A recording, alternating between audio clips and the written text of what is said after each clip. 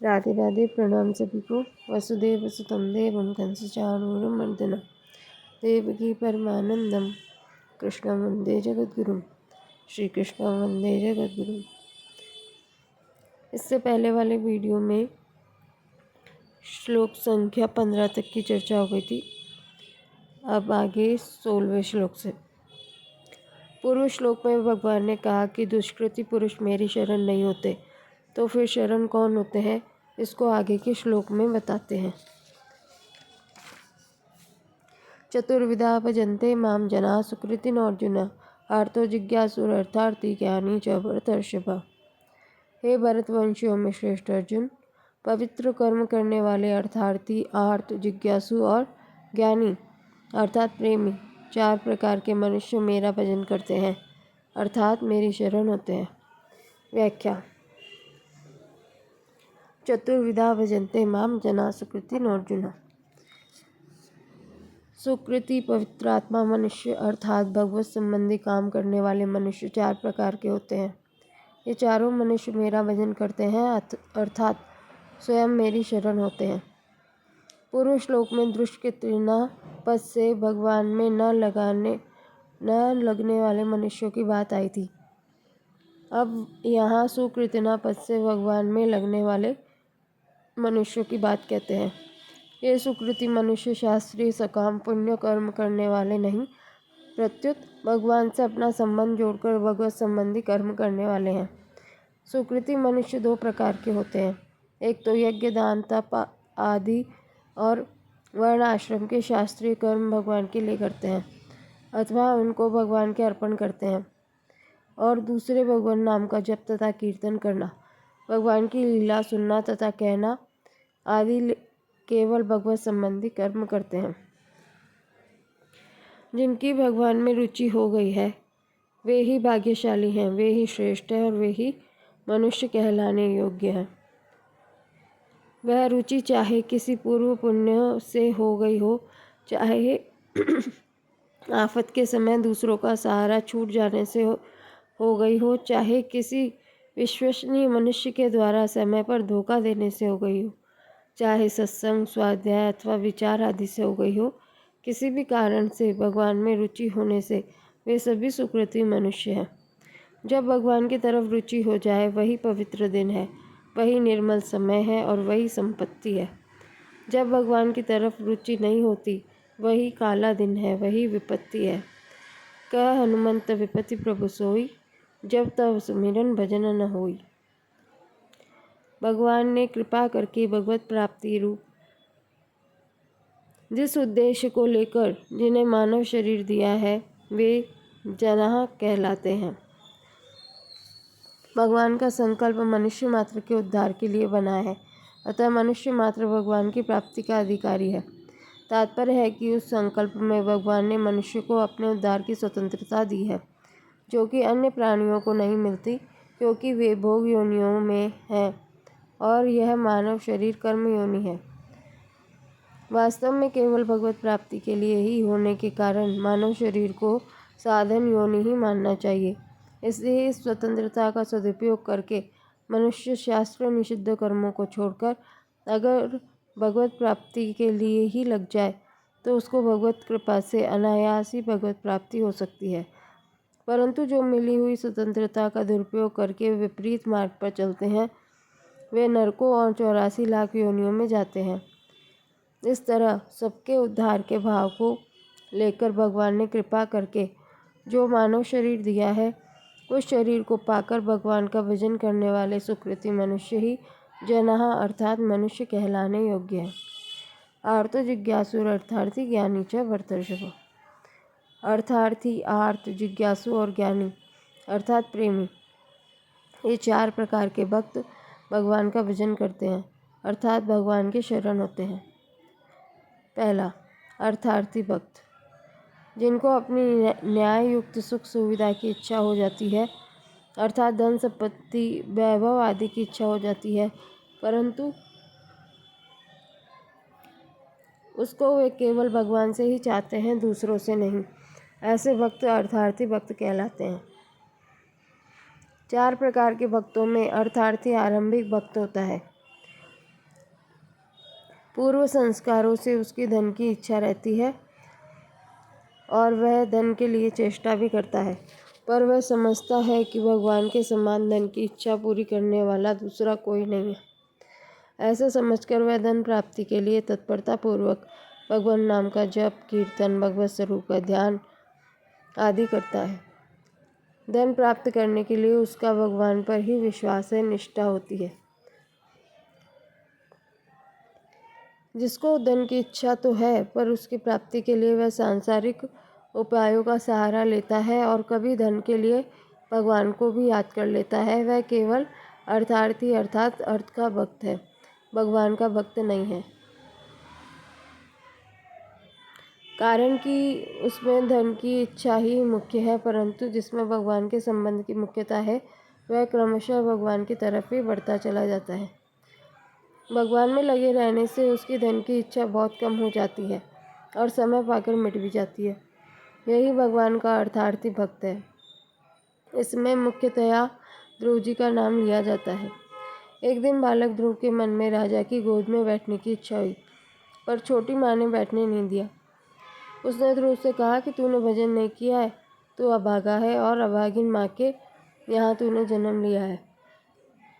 अब तू राजा की गोद में बैठने का अधिकारी नहीं है। ध्रुव ने छोटी माँ की कही हुई सब बात अपनी माँ से कह दी। माँ ने कहा कि बेटा, तेरी छोटी माँ ने ठीक ही कहा है, क्योंकि भजन न तूने किया है न मैंने किया है। इस पर ध्रुव ने माँ से कहा कि माँ, अब तो मैं भजन करूँगा। ऐसा कहकर वे भगवत भजन करने के लिए घर से निकल पड़े और माँ ने भी बड़ी हिम्मत करके ध्रुव को जंगल में जाने के लिए आज्ञा दे दी। रास्ते में जाते हुए नारद जी महाराज मिल गए। नारद जी ने ध्रुव से कहा कि अरे भोले बालक, तू अकेला कहाँ जा रहा है? क्यों, भगवान जल्दी थोड़े ही मिलते हैं। तू जंगल में कहाँ रहेगा? वहाँ बड़े बड़े जंगली जानवर हैं, वे तेरे को खा जाएंगे। वे तेरी माँ थोड़ी ही बैठी है। तू मेरे साथ चल, राजा मेरी बात मानते हैं, मैं तेरा और तेरी माँ का प्रबंध करवा दूंगा। नारद जी की बातों को सुनकर ध्रुव की भगत भजन में और दृढ़ता हो गई कि देखो, भगवान की तरफ चलने से नारद जी भी इतनी बात कहते हैं। अब ये मेरे को घर चलने के लिए कहते हैं, पर पहले ये कहाँ गए थे? ध्रुव ने नारद जी से कहा कि महाराज, मैं तो अब भगवान का ही भजन करूँगा। ध्रुव जी का दृढ़ विश्वास देखकर नारद जी ने उसको द्वादश अक्षर मंत्र दिया और चतुर्भुज भगवान विष्णु का ध्यान बताकर मधुवन में जाकर भजन करने की आज्ञा दी। द्वादश अक्षर मंत्र तो आप समझ ही गए होंगे। ओम नमो भगवते वासुदेवाय। ध्रुव जी ने मधुवन में जाकर ऐसी निष्ठा के साथ भजन किया कि उनकी निष्ठा को देखकर 6 महीने में ही भगवान ध्रुव के सामने प्रकट हो गए। भगवान ने ध्रुव जी को राजगद्दी का वरदान दिया, पर इस वरदान से ध्रुव जी विशेष राजी नहीं हुए। भजन से अंतःकरण शुद्ध होने के कारण उनको धन धान्य राज्य के लिए भगवान की तरफ चलने में बड़ी लज्जा हुई और उन्होंने सोचा कि मैंने बहुत बड़ी गलती की। तात्पर्य यह हुआ कि ध्रुव जी को पहले तो राजा की गोद में बैठने की इच्छा हुई, पर उन्होंने इस इच्छा की पूर्ति का मुख्य उपाय भगवान का भजन ही माना। भजन करने से उनको राज्य मिल गया और इच्छा मिट गई। इस तरह अर्थार्थी भक्त केवल भगवान की तरफ ही लगता है। आजकल तो धन प्राप्ति के लिए झूठ, कपट, बेईमानी आदि करते हैं। वे भी धन के लिए समय समय पर भगवान को पुकारते हैं। वे अर्थार्थी तो हैं, पर भगवान के भक्त नहीं हैं। वे तो झूठ, कपट, बेईमानी आदि के भक्त हैं, क्योंकि उनका पाप के बिना, झूठ कपट के बिना काम ही नहीं चलता। इस तरह झूठ कपट आदि पर जितना विश्वास है, उतना विश्वास भगवान पर नहीं है। जो केवल भगवान के ही परायण हैं और जो केवल भगवान के साथ अपनापन करके भगवान का ही भजन करते हैं, परंतु कभी कभी पूर्व संस्कारों से अथवा किसी कारण से जिनमें अपने शरीर आदि के लिए अनुकूल परिस्थिति की इच्छा हो जाती है, वे भी अर्थार्थी भक्त कहलाते हैं। उनके अनुकूलता की इच्छा ही अर्थार्थीपन है। दूसरा, आर्त भक्त। प्राण संकट आने पर, आफत आने पर, मन के प्रतिकूल घटना घटने पर जो दुखी होकर अपना दुख दूर करने के लिए भगवान को पुकारते हैं और दुख को दूर करना केवल भगवान से ही चाहते हैं, दूसरे किसी उपाय को काम में नहीं लेते, वे आर्त भक्त कहलाते हैं। आर्त भक्तों में उत्तर का दृष्टांत लेना ठीक बैठता है, कारण कि जब उस पर आफत आई तब उसने भगवान के सिवाय अन्य किसी उपाय का सहारा नहीं लिया। अन्य उपायों की तरफ उसकी दृष्टि ही नहीं गई, उसने केवल भगवान का ही सहारा लिया। तात्पर्य यह हुआ कि सकाम भाव रहने पर भी आर्त भक्त उसकी पूर्ति केवल भगवान से ही चाहते हैं। जो भगवान के साथ अपनापन करके भगवान के परायण है और अनुकूलता की वैसी इच्छा नहीं करते, पर प्रतिकूल परिस्थिति आने पर इच्छा हो जाती है कि भगवान ने ऐसा क्यों किया, यह प्रतिकूलता मिट जाए तो बहुत अच्छा है। इस प्रकार प्रतिकूलता मिटाने का भाव पैदा होने से वे भी आर्त भक्त कहलाते हैं। जिज्ञासु भक्त, जिसमें अपने स्वरूप को भगवत तत्व को जानने की जोरदार इच्छा जागृत हो जाती है कि वास्तव में मेरा स्वरूप क्या है, भगवत तत्व क्या है। इस प्रकार तत्व को जानने के लिए शास्त्र, गुरु अथवा पुरुषार्थ का भी आश्रय न रखते हुए केवल भगवान के आश्रित होकर उस तत्व को केवल भगवान से ही जो जानना चाहते हैं, वे जिज्ञासु भक्त कहलाते हैं। जिज्ञासु भक्त वही होता है जिसका जिज्ञास से केवल भगवत तत्व और उपाय केवल भगवत भक्ति ही होती है, अर्थात उपेय और उपाय में अनन्यता होती है। जिज्ञासु भक्तों में उद्धव जी का नाम लिया जाता है। भगवान ने उद्धव जी को दिव्य ज्ञान का उपदेश दिया था, जो उद्धव गीता के नाम से प्रसिद्ध है। जो भगवान में अपनापन करके भगवान के भजन में ही तल्लीन रहते हैं, परंतु कभी कभी संग से, संस्कारों से मन में यह भाव पैदा हो जाता है कि वास्तव में मेरा स्वरूप क्या है, भगवत तत्व क्या है, वे ही जिज्ञासु कहलाते हैं। ज्ञानी,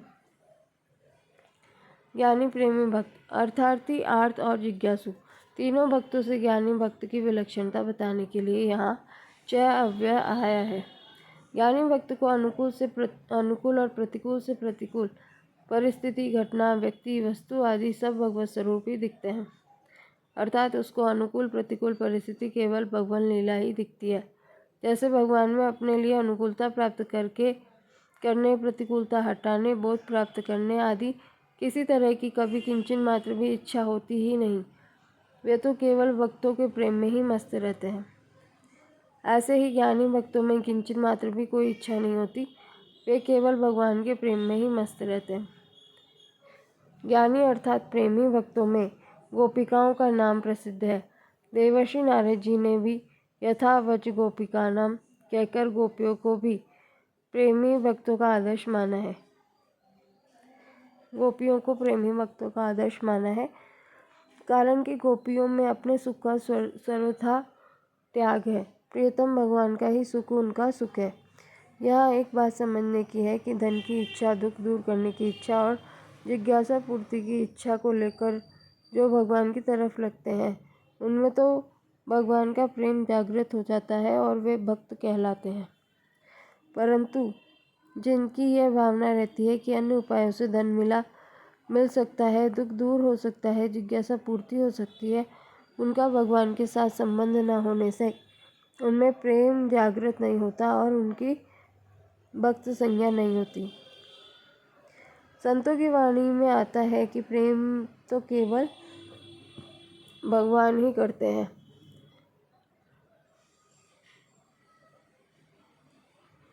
भक्त केवल भगवान में अपनापन करते हैं, कारण कि प्रेम वही करता है जिसे कभी किसी से कुछ भी नहीं लेना। भगवान ने जीव मात्र के प्रति अपने आप को सर्वथा अर्पित कर रखा है और जीव से कभी कुछ भी प्राप्त करने की इच्छा की कोई संभावना ही नहीं है। इसलिए भगवान ही वास्तव में प्रेम करते हैं। जीव को भगवान की आवश्यकता है, इसलिए जीव भगवान से अपनापन ही करता है। जब अपने आप को सर्वथा भगवान के अर्पित करने पर भक्त में कभी कुछ भी पाने की कोई अभिलाषा नहीं रहती, तब वह ज्ञानी अर्थात प्रेमी भक्त कहाँ जाता है। अपने आप को सर्वथा भगवान के अर्पित कर देने से उस भक्त की सत्ता भगवान से किंचन मात्र भी अलग नहीं रहती। प्रत्युत उसकी जगह केवल भगवान की सत्ता ही रह जाती है। विशेष बात, 4 लड़के खेल रहे थे। इतने में उनके पिताजी 4 आम लेकर आए। उनको देखते ही एक लड़का आम मांगने लग गया और एक लड़का आम लेने के लिए रो पड़ा। पिताजी ने उन दोनों को एक एक आम दे दिया। तीसरा लड़का न तो रोता है न मांगता है, केवल आम की तरफ देखता है। और चौथा लड़का आम की तरफ न देखकर जैसे पहले खेल रहा था वैसे ही मस्ती से खेल रहा था। उन दोनों को भी पिताजी ने एक एक आम दे दिया। इस प्रकार चारों ही लड़कों को आम मिलता है। यहाँ आम मांगने वाला लड़का अर्थार्थी है, रोने वाला आर्त है, केवल आम की तरफ देखने वाला जिज्ञासु है और आम की परवाह न करके खेल में लगे रहने वाला ज्ञानी है। ऐसे ही अर्थार्थी भक्त भगवान से अनुकूलता मांगता है, आर्त भक्त भगवान से प्रतिकूलता दूर कराना चाहता है, जिज्ञासु भक्त भगवान को जानना चाहता है और ज्ञानी अर्थात प्रेमी भक्त भगवान से कुछ भी नहीं चाहता। अर्थार्थी, आर्त, जिज्ञासु और ज्ञानी ये चारों ही भक्त भगवान निश्चय है, अतः इनको योग भ्रष्ट पुरुषों में नहीं लिया जा सकता। ऐसे ही अर्थार्थी और आर्त ये दोनों सकाम पुरुषों से अलग है, क्योंकि इन दोनों भक्तों में भगवान का आश्रय मुख्य है। सकाम पुरुष कामना पूर्ति में ही लगे रहने के कारण हृत ज्ञाना है, इसलिए उनको आसुरी संपत्ति वाले पुरुषों में लिया गया है। यद्यपि अभ्यर्थी आदि भक्तों में जो कुछ न्यूनता दिखता है वह कामना के कारण ही है, परंतु कामना होते ही वे हृत ज्ञाना नहीं है। उनको तो भगवान के सुकृतना और उदारा कहा है। जो भगवान के शरण होते हैं उनमें सकाम भाव भी हो सकता है, परंतु उनमें मुख्यतः भगवान निष्ठा होने की ही होती है। इसलिए उनकी भगवान के साथ जितनी जितनी घनिष्ठता होती जाती है उतना उतना ही उनमें सकाम भाव मिटता जाता है और विलक्षणता आती जाती है।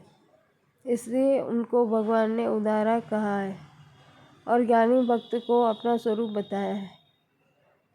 ज्ञानी तात्मेयो में मतम, भगवान के साथ अपनापन मानने के समान दूसरा कोई साधन नहीं है, कोई योग्यता नहीं है, कोई बल नहीं है, कोई अधिकारिता नहीं है। भगवान का प्राणी मात्र पर अपनापन सदा है और सदा ही रहेगा। उस अपनेपन को केवल प्राणी ही भूला है और उसने भूल से संसार के साथ अपनापन मान लिया है। अतः इस भूल से किए हुए अपनेपन को हटाना है और प्रभु के साथ जो स्वतः सिद्ध अपनापन है उसको मानना है। प्रभु को अपना मानने में मन, बुद्धि आदि किसी की सहायता नहीं लेनी पड़ती, जबकि दूसरे साधनों में मन, बुद्धि आदि की सहायता लेनी पड़ती है। भगवान के साथ अपनापन होने पर अर्थात मैं केवल भगवान का ही हूँ और केवल भगवान ही मेरे हैं, ऐसा दृढ़ता से मान लेने पर साधक भक्त को अपने कहलाने वाले अंतःकरण में भावों की, गुणों की कमी भी दिख सकती है, पर भगवान के साथ अपनापन होने से वह टिकेगी नहीं। दूसरी बात, साधक भक्त में कुछ गुणों की कमी रहने पर भी भगवान की दृष्टि केवल अपनेपन पर ही जाती है, गुणों की कमी पे नहीं।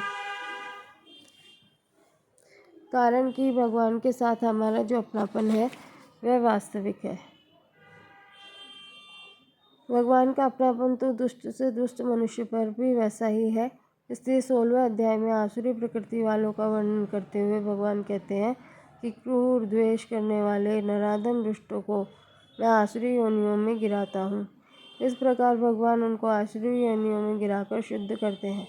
जैसे माता अपने बच्चों को स्नान कराती है तो उसकी सम्मति नहीं लेती, ऐसे ही उनको शुद्ध करने के लिए भगवान उनकी सम्मति नहीं लेते, क्योंकि भगवान का उन पर अपनापन है। भगवान के साथ अपनापन का संबंध पहले से ही है, फिर भी कोई कामना उत्पन्न हो जाती है तो भक्त का भगवान के साथ अपनेपन का संबंध मुख्य होता है और कामना गौण होती है। इस दृष्टि से ये भक्त पहली श्रेणी के हैं। भगवान का संबंध तो पहले से ही है, पर समय समय पर कामना उत्पन्न हो जाती है जिसकी पूर्ति दूसरों से चाहते हैं।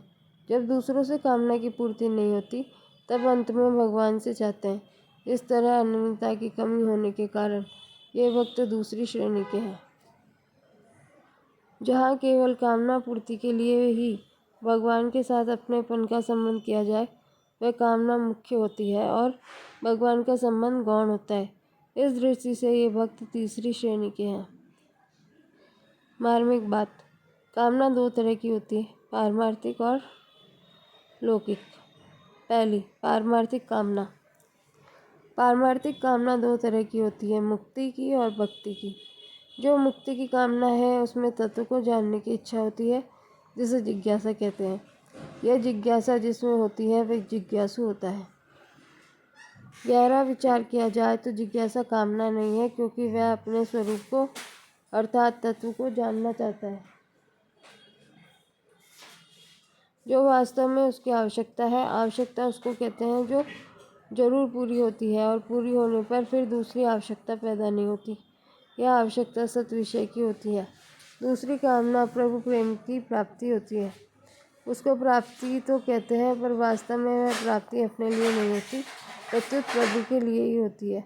उसमें अपना किंचन मात्र भी प्रयोजन नहीं रहता, प्रभु के समर्पित होने का ही प्रयोजन रहता है। प्रेमी तो अपने आप को प्रभु के समर्पित कर देता है जो कि उसी का अंश है। उपयुक्त दोनों ही पारमार्थिक कामनाएं वास्तव में कामना नहीं है। दूसरी, लौकिक कामना। लौकिक कामना भी दो तरह की होती है, सुख प्राप्त करने की और दुख दूर करने की।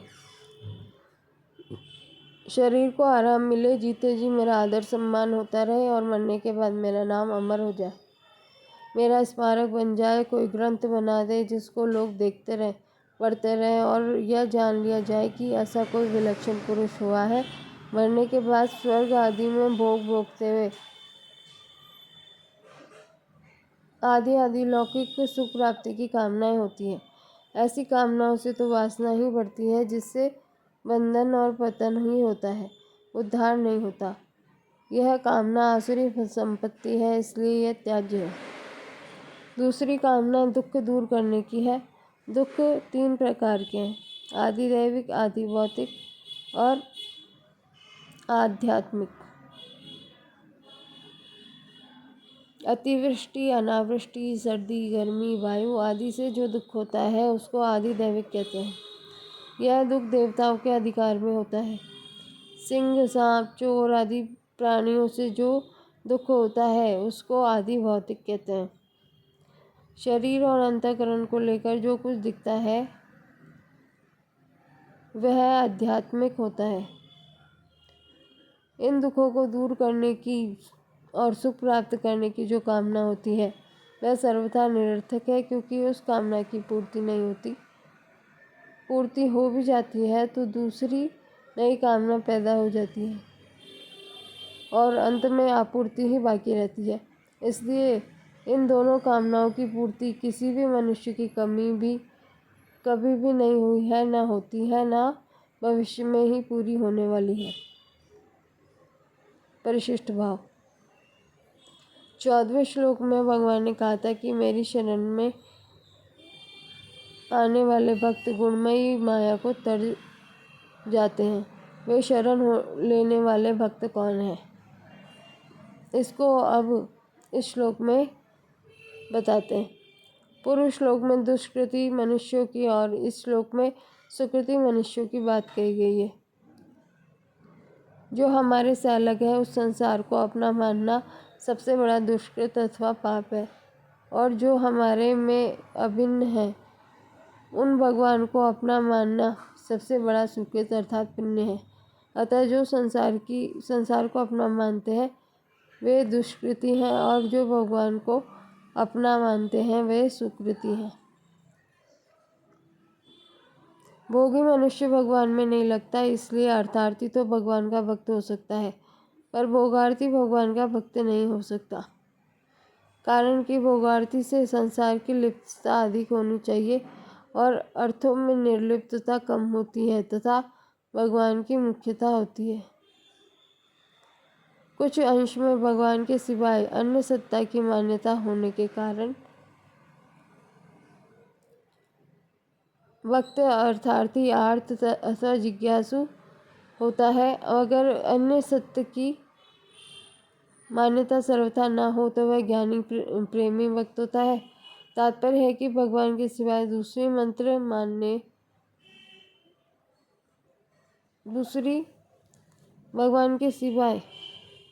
दूसरी सत्ता मानने से ये चार भेद होते हैं। वास्तव में एक भगवान की सत्ता के सिवाय दूसरी सत्ता संभव ही नहीं है। जो विज्ञान सहित ज्ञान को अर्थात परमात्मा के समग्र रूप को जानना चाहता है वह जिज्ञासु है।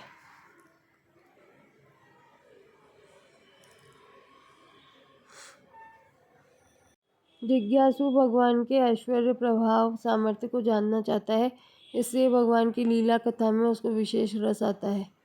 भगवान ने मुमुक्षु पद न देकर जिज्ञासु पद दिया है, क्योंकि मुमुक्षु तो केवल तत्वज्ञान चाहने वाला ही हो सकता है। जिज्ञासु ज्ञान चाहने वाला भी हो सकता है और भक्ति चाहने वाला भी।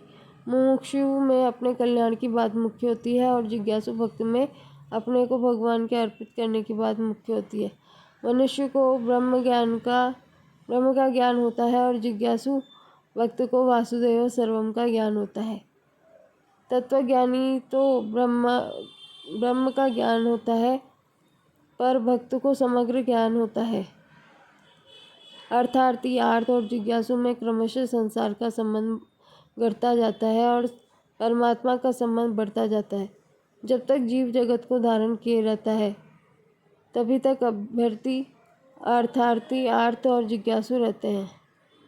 जब वह जगत को धारण नहीं करता तब वह केवल ज्ञानी रहता है। जिस भक्त को सब कुछ वासुदेव ही है, इस प्रकार परमात्मा के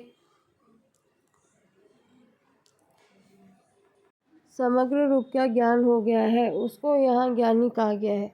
इसी ज्ञानी भक्त को आगे 19वें श्लोक में ज्ञानवान कहा गया है।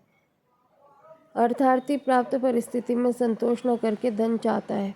आर्त प्राप्त परिस्थितियों में संतोष तो करता है, पर दुख आने पर उससे दुख सहा नहीं जाता। अर्थार्थी में अर्थ की मुख्यता नहीं है, प्रत्युत भगवान की मुख्यता है। उसमें धन की इच्छा तो रहती है, पर उस इच्छा को वह केवल भगवान से ही पूरी करना चाहता है, कारण कि भगवान में कोई कमी नहीं है। अपरा प्रकृति है तो भगवान की ही। आर्त भी अपना दुख केवल भगवान से ही दूर करना चाहता है। जिज्ञासु भी केवल भगवान से ही अपनी जिज्ञासा की पूर्ति करना चाहता है। परंतु जब भक्त में ऐसी उत्कट अभिलाषा रहती है कि मेरे को केवल भगवान ही प्यारे लगे, तब उसमें अर्थार्थीपना, अर्थपना और जिज्ञासुपना नहीं रहता और वह ज्ञानी अर्थात प्रेमी हो जाता है। अर्थार्थी का तो अर्थ से निरंतर संबंध रहता है, क्योंकि अर्थ की वासना हरदम रहती है, परंतु आर्त का दुख से निरंतर संबंध नहीं रहता, क्योंकि दुख हरदम नहीं रहता। जिज्ञासु को सुख दुख की परवाह नहीं होती, अतः वह न तो सुख के आने की इच्छा करता है न दुख के जाने की इच्छा करता है। अर्थार्थी और आर्त दोनों जिज्ञासु होकर ज्ञानी हो जाते हैं। अर्थार्थी भक्त को जब अर्थ मिलता है तब उसको अपनी भूल पर पश्चाताप होता है, जैसे ध्रुव जी को राज्य मिलने पर पश्चाताप हुआ। परंतु आर्त भक्त को उतना पश्चाताप नहीं होता, पर प्रत्युत उसमें यह भाव रहता है कि भगवान दुख दूर करने वाले हैं। जैसे द्रौपदी और गजेंद्र की रक्षा होने पर उनको पश्चाताप नहीं हुआ, प्रत्युत भगवान की तरफ ही उनकी वृत्ति रही। आर्त भक्त आए हुए दुख को सह नहीं सकता, यह उसकी कमजोरी है। जिज्ञासु भक्त में भगवान के समग्र रूप को जानने की कमी रहती है। उसको मुक्ति तत्व ज्ञान होने पर भी संतोष नहीं होता, प्रत्युत उसमें प्रेम प्राप्त करने की भूख रहती है। परंतु ज्ञानी भक्त की दृष्टि में एक वासुदेव के सिवाय अन्य सत्ता लेश मात्र भी नहीं होती, फिर उसमें कोई कमी कैसे रह सकती है। इसलिए भगवान ने ज्ञानी भक्त को अपना स्वरूप बताया है, यानी तत्मैव मे मतम। पूर्व श्लोक में वर्णित चारों भक्तों में से ज्ञानी भक्त की विशेषता का विशद वर्णन आगे के श्लोक में करते हैं। तेषां ज्ञानी नित्युक्त एक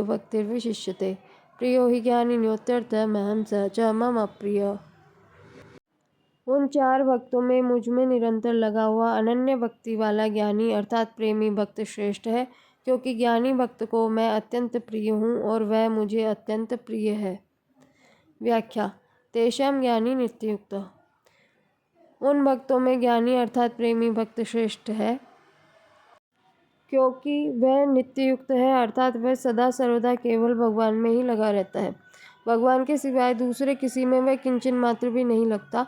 जैसे गोपियाँ गाय धोते, दही बिलोते, दान कूटते आदि सभी लौकिक कार्य करते हुए भी भगवान श्री कृष्ण में चित्त वाली रहती है, ऐसे ही वह ज्ञानी भक्त लौकिक और पारमार्थिक सब क्रियाएं करते समय सदा सर्वदा भगवान से जुड़ा रहता है।